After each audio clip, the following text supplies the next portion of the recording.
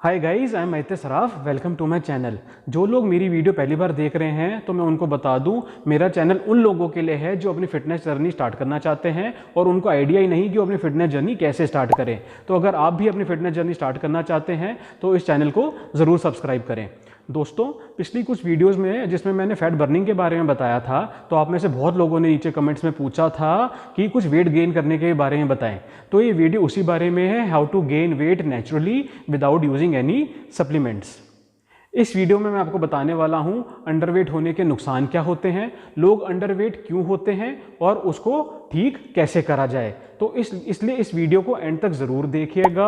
अगर आपने वीडियो बीच में ही छोड़ दी तो आप काफ़ी पॉइंट्स मिस कर देंगे और आपको नहीं पता लग पाएगा कि वेट गेन कैसे करना है। दोस्तों, सबसे पहले मैं आपको ये बता दूं, आपको चाहे वेट लॉस करना हो या वेट गेन, वो नेचुरली ही करना है। नेचुरली से मेरा मतलब है बिना कोई सप्लीमेंट यूज़ करे। आपने बहुत सारे यूट्यूब इन्फ्लुएंसर्स को देखा होगा, वो इन सप्लीमेंट्स को प्रमोट करते हैं, या तो उनको उसके पैसे मिलते हैं या उनको नॉलेज ही नहीं कि ये प्रोडक्ट कैसा है। लेकिन आपको ये सप्लीमेंट्स बिल्कुल भी यूज़ नहीं करने। इनमें से मोस्टली सप्लीमेंट्स केमिकल बेस्ड होते हैं जो आपकी बॉडी के लिए बहुत ख़राब हैं। आप जो भी करें नेचुरली ही करें। नेचुरली से मेरा मतलब है होल फूड खा के। आपको कोई भी वेट गेनर, फैट बर्नर या प्रोटीन पाउडर लेने की ज़रूरत नहीं है। ये आपकी बॉडी के लिए बहुत ज़्यादा ख़राब साबित हो सकता है। तो दोस्तों, अंडरवेट होने का मतलब क्या है कि आप कैसे जानें कि आप अंडरवेट हैं। तो आपका अगर बॉडी मास इंडेक्स 18.5 से नीचे आता है तो आप अंडरवेट कहलाते हैं। BMI कैलकुलेट करने का लिंक मैं नीचे डिस्क्रिप्शन बॉक्स में डाल दूंगा, आप उसको ज़रूर कैलकुलेट करिएगा और मुझे नीचे कमेंट्स में बताइएगा कि आपका BMI कितना आया। जिनका BMI 25 से 30 के बीच में आता है वो लोग ओवरवेट कहलाते हैं। पर BMI ही अकेला ये निर्धारित नहीं करता कि आप अंडरवेट हैं या ओवरवेट। बहुत सारी चीज़ें हैं जो कंसिडर करनी पड़ती हैं। अगर आपका BMI 18.5 से नीचे है तो इसका मतलब ये नहीं कि आप अनहेल्दी हैं। अब मैं आपको बताता हूँ अंडरवेट होने के क्या क्या नुकसान हो सकते हैं। आज की डेट में मोटापा वर्ल्ड की सबसे बड़ी हेल्थ प्रॉब्लम है, पर अंडरवेट होना भी कोई कम खराब नहीं। अंडरवेट होने की वजह से अर्ली डेथ का रिस्क बहुत बढ़ जाता है। एक स्टडी में पाया गया था, आदमियों में अर्ली डेथ का रिस्क 140% से बढ़ जाता है अगर आप अंडरवेट हैं तो, और औरतों में यही रिस्क 100% से बढ़ता है। और अगर आप मोटे हैं तो अर्ली डेथ का रिस्क 50% से ही बढ़ता है। अंडरवेट होने की वजह से आपकी इम्यूनिटी काफ़ी लो हो जाती है, जिसकी वजह से आप इन्फेक्शंस बहुत जल्दी कैच करते हैं। This can lead to osteoporosis also, जिससे फ्रैक्चर्स बहुत जल्दी होते हैं। और अगर आप अंडरवेट हैं तो फर्टिलिटी प्रॉब्लम्स भी बहुत बढ़ती हैं। अब हम जानते हैं कि इंसान अंडरवेट क्यों हो सकता है। सबसे पहला रीज़न है जेनेटिक्स। अगर आपकी फैमिली में हेरिडिटी है पतला रहने की, तो चांसेस बहुत बढ़ जाते हैं कि आप भी अंडरवेट हों। थायराइड, अगर आपको ओवर एक्टिव थायराइड है तो उससे बहुत अनहेल्दी वेट लॉस होता है। मलेरिया, डायरिया, ट्यूबरकुलोसिस जैसे इन्फेक्शंस की वजह से एक्सट्रीम वेट लॉस हो सकता है। डायबिटीज़ भी एक बहुत बड़ा रीज़न हो सकता है एक्सट्रीम वेट लॉस का। Cancer patients gets weaker and experience extreme weight loss. एक और बहुत बड़ा रीज़न हो सकता है वेट लॉस का, वो है स्ट्रेस। जी हाँ दोस्तों, स्ट्रेस। अगर आपको स्ट्रेस है तो आपको नींद कम आएगी, आपको भूख कम लगेगी, उसकी वजह से आपका मेटाबॉलिज्म खराब हो जाता है और जिसकी वजह से अनहेल्दी वेट लॉस होता है।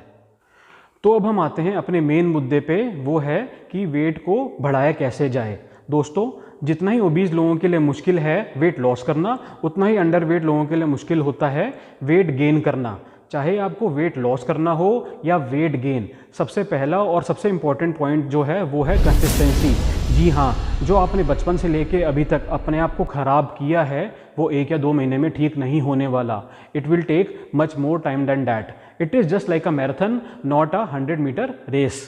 आपको अपना वेट हेल्दी तरीके से बढ़ाना है। वेट तो आप रोज़ जंक फूड खा के और कोल्ड ड्रिंक पी के भी बढ़ा सकते हैं, वो भी बिना कोई एक्सरसाइज करे।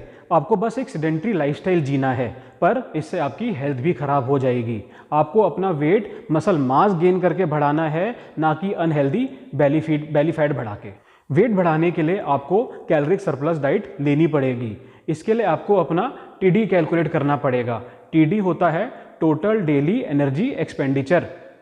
इसको कैलकुलेट करने से आपको पता लगेगा कि आप डेली कितनी कैलोरीज बर्न करते हैं। Which will include your daily activities, daily bodily functions and exercise. For example, आपका TD आता है 2200 पर डे, तो आपको कम से कम 2700 से 2800 कैलोरीज पर डे खानी ही खानी है।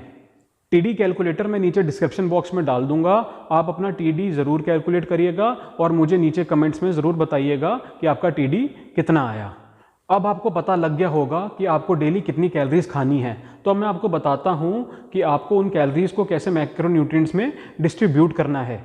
क्योंकि आपको वेट गेन करना है तो आपको ज़्यादा कार्ब्स और फैट्स पे फोकस करना होगा, प्रोटीन में कम फोकस करना होगा। प्रोटीन में फोकस कम क्यों करना होगा? क्योंकि प्रोटीन ज़्यादा खाने से आप फुल महसूस करते हैं और आपको भूख कम लगती है। आपके लिए 40% कार्ब्स, 35% फैट्स और 25% प्रोटीन ठीक रहेगा। अपनी एक्टिविटी लेवल के हिसाब से आप इसको चेंज भी कर सकते हैं। इस चीज़ को लेके आपको कोई भी कन्फ्यूजन हो तो आप मुझे नीचे कमेंट्स में ज़रूर पूछिए, मैं उसका जवाब ज़रूर दूंगा। एक बात आपको जो सबसे ज़्यादा और भी ध्यान रखनी है, आपको चाहे कार्ब हो या प्रोटीन या फैट, इनमें से कोई भी चीज़ छोड़नी नहीं है। ये तीनों मैक्रोन्यूट्रिएंट्स हमारी बॉडी के लिए बहुत ज़्यादा ज़रूरी हैं। डोंट यूज सप्लीमेंट्स, ये पॉइंट मैं आपको पहले ही बता चुका हूँ कि आपको सप्लीमेंट्स वेट गेन करने के लिए बिल्कुल भी यूज़ नहीं करने। आपको मार्केट में बहुत सारे वेट गेनर्स मिलेंगे वेट बढ़ाने के लिए, but I strongly suggest not to use any of them. उनके लॉन्ग टर्म में बहुत ज़्यादा साइड इफ़ेक्ट्स हैं और वो आपकी हेल्थ को बहुत ख़राब कर सकते हैं बाद में जाके, और वो महंगे भी बहुत होते हैं। आपको अपनी डाइट में एनर्जी डेंस फूड खाना है जो एनर्जी से भरपूर हो और जिनमें कैलोरीज भी ज़्यादा होती हों। इस लिस्ट में आप देख सकते हैं आपको क्या क्या खाना चाहिए वेट गेन के लिए। These all are healthy options, but आपको ये सब पूरे दिन में बैलेंस करके खाना है। जैसे कि nuts, almonds, walnuts, peanuts etcetera. Dried food आप खा सकते हैं, रेजिन, डेट्स। रेजिन्स बहुत अच्छा ऑप्शन है वेट गेन करने के लिए। आपको हाई फैट डेयरी खानी है, पीनी है, whole milk, full fat yoghurt, cheese, cream. Fats and oils, extra virgin olive oil and avocado oil, coconut oil आपके लिए बहुत अच्छा रहेगा। Grains, whole grains like oats and brown rice, ये बहुत अच्छे कार्ब्स के ऑप्शन हैं आपके लिए। साथ में पोटैटोज, स्वीट पोटैटोज एंड यैम्स भी आपके लिए बहुत अच्छे रहेंगे। Dark chocolate, avocados, peanut butter, coconut milk, granola, trail mixes, ये भी बहुत अच्छे ऑप्शंस हैं। आपको अपने आप को थोड़ा फोर्स करना होगा ज़्यादा खाना खाने के लिए, पर ज़बरदस्ती ओवर ईटिंग भी मत करिएगा। वेजिटेबल्स हमारी बॉडी के लिए बहुत ज़्यादा ज़रूरी हैं, पर आपको ज़्यादा वेजिटेबल्स नहीं खाने, क्योंकि वेजिटेबल्स में कैलोरीज बहुत कम होती हैं और वो पेट जल्दी भर देता है। और अगर आपने ज़्यादा वेजिटेबल्स खा ली तो आप एनर्जी डेंस फूड ज़्यादा नहीं खा पाएंगे जिनमें कैलोरीज ज़्यादा होती हैं। वेट बढ़ाने के लिए आपको अपने एक्सरसाइज रूटीन पे भी बहुत ध्यान देना होगा। आपको इस चीज़ पे ध्यान देना है कि आप जो एक्स्ट्रा कैलोरीज खा रहे हैं उसका फ़ायदा आपके मसल मास उठाएं, ना कि आपके फैट सेल्स। इसके लिए आपको हैवी लिफ्टिंग करनी होगी, हाइपरट्रॉफी पे ध्यान देना होगा जिससे आपके मसल्स गेन होंगे। हैवी लिफ्टिंग से मेरा मतलब ये नहीं कि आप जिम ज्वाइन करते ही 100 किलो के बेंच प्रेस मारने लग जाएँ, 100 किलो के स्क्वाट्स मारने लग जाएँ, इससे आपको इंजरी हो सकती है। आपको रेजिस्टेंस ट्रेनिंग पे ध्यान देना होगा। हफ्ते में 3 से 4 दिन रेजिस्टेंस ट्रेनिंग के रखिए। अपनी रेजिस्टेंस ट्रेनिंग पे आप कंपाउंड्स मूवमेंट पे ज़्यादा फोकस कीजिए। कंपाउंड मूवमेंट जैसे कि squats, deadlifts, pullups, bench press. हर एक्सरसाइज के 3 से 4 सेट्स करिए और 10 से 12 रेपिटेशंस निकालिए। आपको वेट उतना लिफ्ट करना है जिसमें आपका जो 12th रैप होगा वो बहुत चैलेंजिंग बन जाए। आपको कार्डियो पे बहुत कम फोकस करना है, नहीं तो आप अगर ज़्यादा कार्डियो करेंगे तो जो एक्स्ट्रा कैलोरीज खाई हैं वो उसी में बर्न हो जाएंगी और वेट गेन नहीं हो पाएगा। So focus mostly on weight training and keep cardio once a week for good heart health. हमें कुछ छोटी छोटी बातों पे भी ध्यान देना होगा जिससे वेट गेन में हेल्प मिलेगी। अगर आप स्मोक करते हैं और आप अंडरवेट हैं तो इसे छोड़ने से वेट गेन में हेल्प मिलेगी। नींद अच्छी लेने से मसल ग्रोथ में हेल्प होती है, मसल्स ग्रो करेंगी तो वेट भी बढ़ेगा। खाना खाने से पहले पानी पीने से पेट भर जाएगा और आप कैलोरीज इंटेक अच्छे से नहीं कर पाएंगे, इसलिए avoid drinking water before meals. अपनी 3 मेजर मील्स के साथ 2-3 छोटी मील्स भी ऐड कीजिए, जैसे कि evening snacking and eat something before sleep. It will help in weight gain. आपको हमेशा हेल्दी फूड ही खाना है, बट कभी कभी आप अपनी मील्स में आइसक्रीम या आपके पसंद का डेजर्ट ज़रूर ऐड कीजिए, हफ्ते में या 10 दिन में एक बार। आप इन छोटी छोटी बातों का ध्यान रखेंगे तो आपका वेट गेन ज़रूर होगा, पर ध्यान रहे असर आने में टाइम लगता है। It will take months, so keep patience, consistent रहिए।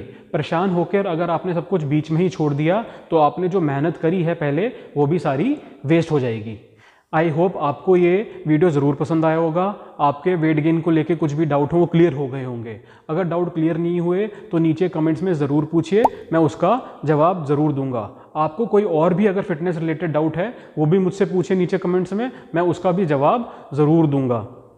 दोस्तों, इस वीडियो को लाइक कर देना और अपने दोस्तों के साथ शेयर भी कर देना। Thank you very much.